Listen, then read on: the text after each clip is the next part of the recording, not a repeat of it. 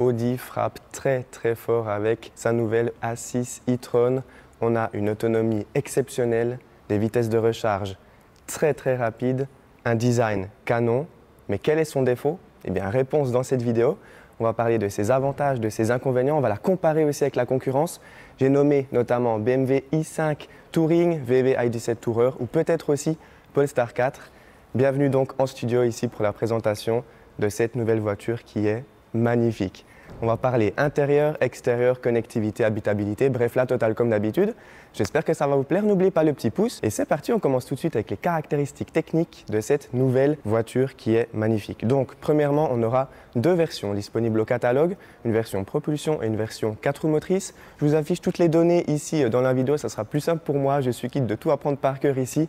Mais ce que je sais, c'est qu'on aura énormément de puissance, surtout sur la version 4 roues motrices, plus de 500 chevaux. Un 0 à 100 en 3 secondes 9, ça sera très très bien. On ne sait pas encore s'il y aura une version RS disponible. Peut-être, on ne sait pas. Pour l'instant, ça ne sera pas encore disponible au catalogue. Et puis plus tard arriveront encore d'autres versions, notamment une version avec une plus petite batterie qui offrira là encore une très bonne autonomie. Et puis une version intermédiaire aussi en version Quattro, donc 4 roues motrices. D'ailleurs, en parlant des autonomies, ça sera remarquable sur cette Audi A6. On hérite de la même batterie que sur l'Audi Q6 e-tron, c'est-à-dire 100 kWh brut, 94,9 kWh de capacité nette utile pour une autonomie, attention, je fais un petit peu durer le suspense, jusqu'à 750 km d'autonomie. C'est la meilleure autonomie disponible actuellement sur le marché. Il y a juste peut-être Lucid qui fait un tout petit peu plus, je ne sais même pas, je ne suis même pas sûr, mais là c'est vraiment sensationnel pour cette Audi A6 e-tron. Sur les versions 4 roues motrices, on aura un petit peu moins d'autonomie, mais ça sera toujours de très très bonnes autonomies, proches des 700 km officiellement WLTP. Donc je pense qu'on pourra atteindre facilement 450 à 500 km d'autonomie réelle sur autoroute. Qui a besoin d'autant d'autonomie? Telle est la question. Je pense notamment aux clients professionnels qui ont besoin de faire de très longs trajets sur des laps de temps très courts. Ça sera génial, surtout que cette Audi A6 peut recharger extrêmement rapidement. On en parle tout de suite au niveau de la trappe de recharge. Première nouveauté intéressante, c'est la trappe de recharge électrique. Alors, ça a pris un petit peu de temps, mais voilà, elle s'ouvre toute seule. À noter qu'on pourra l'ouvrir aussi depuis le système d'infodivertissement. Quand on va éteindre la voiture, on pourra cliquer si on veut ouvrir la trappe à gauche ou à droite. Parce que oui, il y a deux trappes de recharge. Ici, en courant alternatif plus le courant continu. Et de l'autre côté, on aura la trappe pour le courant alternatif. Une deuxième trappe, ça sera pratique pour se recharger par exemple en ville si on doit se garer comme ça en créneau. En courant alternatif, 11 kW de puissance de recharge de série. En option, ça viendra plus tard, le 22 kW. Pour l'instant, ça sera uniquement du 11 kW. Et en courant continu, jusqu'à 270 kW de puissance maximum. Le 10 à 80% se fait, attention, en 21 minutes. C'est aussi remarquable, c'est exceptionnel. Combiné à son excellente autonomie, c'est pour moi une des meilleures, si ce n'est la meilleure voiture électrique d'un point de vue technique disponible actuellement sur le marché.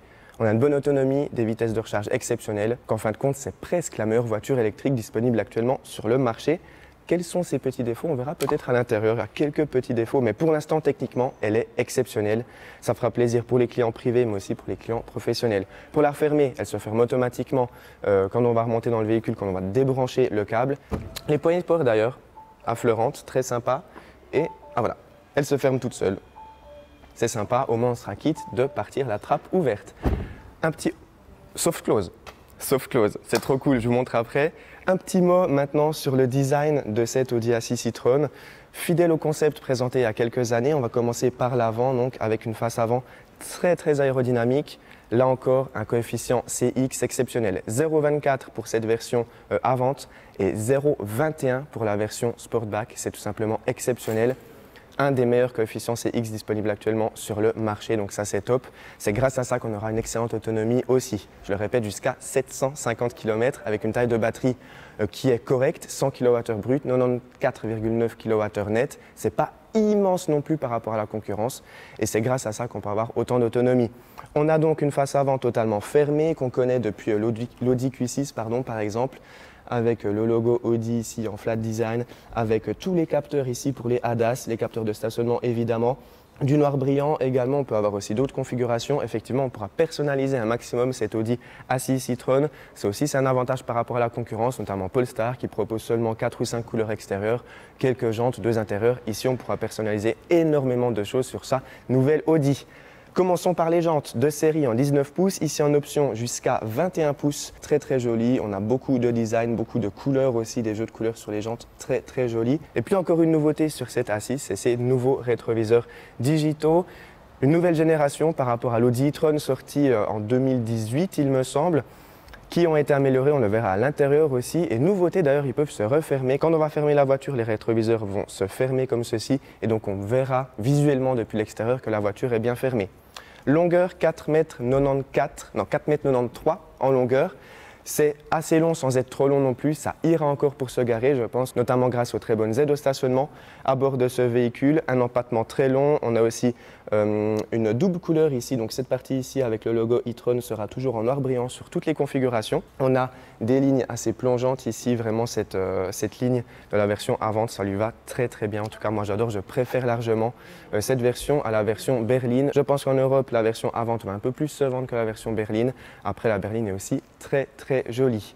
On passe maintenant à l'arrière et là on a des nouveautés à l'arrière de cette Audi A6. Attention, je vous spoil pas mais regardez ces feux et bim, voilà, c'est splendide. Regardez ici tous les détails qu'on a dans ces feux à l'arrière, des petits triangles qui scintillent. Alors Audi nous expliquait que c'est un algorithme qui va calculer qu'on ait exactement la même luminosité tout le temps. Donc c'est une des conditions pour que ça soit homologué. Vous le voyez, j'espère qu'on le voit bien à la caméra, chaque petit triangle scintille un petit peu.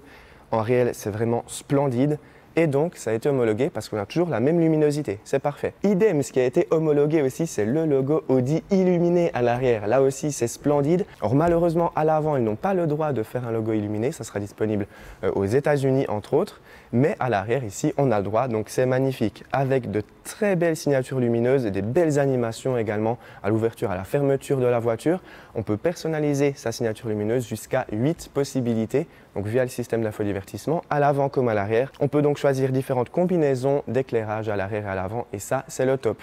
Un petit mot sur la charge tractable maintenant, 2,1 tonnes pour les Audi A6 et S6 d'ailleurs. Une charge tractable qui est plutôt correcte, je trouve, c'est dans la moyenne. Pour le segment premium, c'est très bien. Et un petit mot maintenant sur le coffre, mais je crois que je vais aller chercher la clé parce que là encore, il y a une nouveauté très cool sur cette nouvelle Audi. J'ai la clé sur moi, voilà à quoi elle ressemble. Petite clé plutôt sympa, voilà. Je vais la mettre dans ma poche. On va voir la nouveauté ici à l'arrière. Vous le savez, pour ouvrir le coffre, on peut mettre son pied sous justement le coffre de la voiture. Ici, Audi nous aide. Normalement, voilà, regardez, c'est projeté en bas pour savoir exactement où il faut mettre le pied. On met son pied et le coffre s'ouvre. Et ça, bim, c'est magnifique. C'est une des premières fois que ça fonctionne. En fait, avec toutes les voitures que je présente, des fois, je vais me reprendre à 2-3 reprises pour que ça fonctionne. Ici, ça a bien fonctionné. Alors, je ne sais pas trop, des fois, ce truc, il se projette, des fois, pas trop non plus, quand on joue un petit peu trop avec. Mais là, ça a fonctionné. Je suis très content pour ma petite démonstration. Au niveau du coffre, en revanche, on a privilégié l'espace à bord. On le verra après. Là, le volume, pour une voiture de près de 5 mètres de long, c'est pas exceptionnel. 502 litres d'espace de chargement. Voilà, je trouve ça un petit peu limite pour une grande famille. Compte tenu qu'on achète un break de près de 5 mètres en longueur, justement, c'est pas génial. Heureusement qu'on a un double fond ici pour ranger son câble de recharge. Et on a aussi un frunk que je vous montre tout de suite. Là aussi, il y a une nouveauté super intéressante. On a des bacs assez creusés ici, de la feutrine à peu près partout. C'est pas mal. Et puis, on a des petites molettes ici pour abattre la banquette. Hop, en 2 tiers, 1 tiers. Et voilà à quoi ça ressemble. On a un plancher pratiquement plat à bord de cette Audi A6. Bon allez, je vous montre le frunk. J'ai toujours la clé sur moi, la voiture est fermée. Et vous le savez, pour ouvrir le frunk, en général, c'est toujours un petit peu compliqué. Il faut ouvrir la porte, il faut aller prendre la manivelle en bas, etc. Ici, on a pensé à tout, regardez. Et ça s'ouvre, c'est trop cool. On a quand même une petite sécurité, hop. Et on découvre un frunk ici d'une capacité de 27 litres. Alors, c'est pas exceptionnel, ça suffira pour mettre son câble de recharge, 2-3 petites affaires. En revanche, on pourra difficilement mettre une valise cabine, comme c'est le cas sur l'Audi Q8 e-tron ou l'Audi e-tron GT, il me semble. Sur l'Audi Q6, je me souviens plus trop. Il me semble que c'est aussi un plus petit coffre sur l'Audi Q6 e-tron. Mais dans tous les cas, voilà, ça fait plaisir d'avoir un frunk sur une voiture comme ça. C'est le top. J'ai envie de dire, on passe maintenant à l'intérieur de cette Audi A6 e-tron. Le siège de devant est réglé à ma taille. On va voir si j'ai assez de place derrière moi-même. Vous le savez, je suis assez grand. Vous connaissez ma taille. Si vous vous êtes abonné à ma chaîne YouTube, je fais 1,88 m. C'est un petit peu le running gag sur ma chaîne YouTube. Allez, c'est parti. On passe à l'arrière. À l'arrière, comme je l'ai dit avant, on a un empattement assez long. Le siège de devant est réglé à ma taille. J'ai une position de conduite assez sportive. Et regardez l'espace que j'ai. C'est quand même pas mal. Il me reste quelques centimètres au niveau des genoux. Je peux caler mes pieds aussi sous le siège, ça c'est pas mal. Au niveau de la tête, il me reste près d'un point, donc ça c'est aussi très très bien. On a un accoudoir ici, évidemment, un très beau cuir ici, un cuir blanc splendide avec les petites surpiqûres très très jolies. On a un très très léger tunnel ici de servitude, mais très minime. En revanche, effectivement, ce sera plutôt une 4 places qu'une 5 places. Je vais m'installer ici au milieu. La banquette est un petit peu plus ferme. Effectivement, je suis assis un petit peu plus haut et au niveau de la tête, il me reste un doigt au niveau de la tête maximum. À noter qu'on pourra avoir un toit panoramique en option avec fonction matifiante. Donc ça, c'est très bien. Ça sera très très grand et très joli. Là encore, au niveau des matériaux, sinon ça va. On a quand même quelques plastiques durs au niveau de la porte, au niveau du siège ici. C'est encore correct, je trouve, pour l'arrière. Mais à l'avant, on verra, c'est un de ses plus gros défauts, cet Audi A6 e-tron. Et à l'intérieur, au niveau de la planche de bord, c'est un peu l'effet waouh quand on monte à l'intérieur. J'ai une excellente position de conduite, ces sièges splendides. J'adore cette couleur, vous le savez que j'adore les intérieurs blancs. Je vais donc fermer la portière ici, donc on a le soft close. Donc ça, bravo Audi, enfin on a du soft close, donc ça c'est le top. Première impression, waouh. Premièrement, ces rétroviseurs, donc ici bien plus grands que sur l'Audi e-tron ou l'Audi Q8 e-tron. Je me réjouis de les tester en vrai, mais les écrans sont positionnés plus haut et sont plus grands. Donc ça, c'est le top. On a donc cette dalle ici magnifique, un peu inclinée vers le conducteur, combinée à l'affichage tête haute en réalité augmentée qui est très très grand. On aura même, et ça c'est nouveau, des jeux sur l'affichage tête haute. Pour jouer, il faudra appuyer le frein accélérateur et jouer avec les palettes au volant. Évidemment qu'on sera en mode P, logique. On a également un écran pour le passager ou la passagère. Ici, ça c'est en option, mais ça donne son petit effet aussi waouh à cette planche de bord. De très beaux matériaux ici en sorte de tissu, très joli, des belles surpiqûres. Idem au niveau du haut de la planche de bord, de très beaux matériaux, des inserts ici qu'on peut personnaliser. Donc bref, au niveau de la planche de bord, c'est très très joli. Le volant aussi avec un méplat en haut et en bas. Les touches physiques, enfin à moitié physiques sur le volant, ça c'est pas mal. C'est comme sur l'Audi Q4 entre autres, donc ça passe. Le petit commodo en bas pour le régulateur de vitesse adaptatif, la conduite semi-autonome, on connaît. On a un nouveau pad aussi sur la gauche, juste ici, je ne sais pas si on va bien voir, avec les réglages des feux, des rétroviseurs, des sièges, etc. Ça, c'est pas mal aussi. En revanche, il y a un petit bémol ou un gros bémol dans cette voiture. Or, je sais que c'est peut-être des goûts personnels, mais je sais que beaucoup partagent mon avis. C'est quand même ce piano black ici. On est d'accord, c'est magnifique. C'est très joli quand c'est propre, mais il suffit que je mette mes doigts dessus et ça salit assez vite. Ça peut se rayer aussi assez vite. Voilà, moi, je suis pas très fan. Idem, ce petit truc ici, ça fait un bruit un petit peu cheapos quand même, je trouve. Pour tout le reste, c'est très très bien. Les matériaux sont plutôt valorisants. Alors en partie basse, on reste sur du plastique un petit peu dur ici, mais par contre les inserts en tissu sont très jolis. On a un accoudoir ici avec un petit peu d'espace de rangement. Un accoudoir qu'on peut aussi régler au niveau de la hauteur comme ceci. Voilà, on a différentes hauteurs possibles. Hop, donc ça c'est vraiment pas mal. Le secteur de vitesse qu'on connaît bien, les aérations encore manuelles. Un pad de chargement sans fil ici, 2 prises USB-C. La position de conduite, elle est géniale. Les accoudoirs sont assez moelleux, donc ça passe. Je me réjouis vraiment de prendre la route de cette Audi A6. On a les suspensions adaptatives aussi, qui offrent un très bon mix entre confort et sportivité. Bref, ça sera génial à la conduite, je pense. La visibilité, elle est correcte avec ces rétroviseurs ici. À l'arrière, on voit aussi très bien. J'ai pas mal d'espace au niveau de la tête, etc. Les matériaux ici sont pas mal.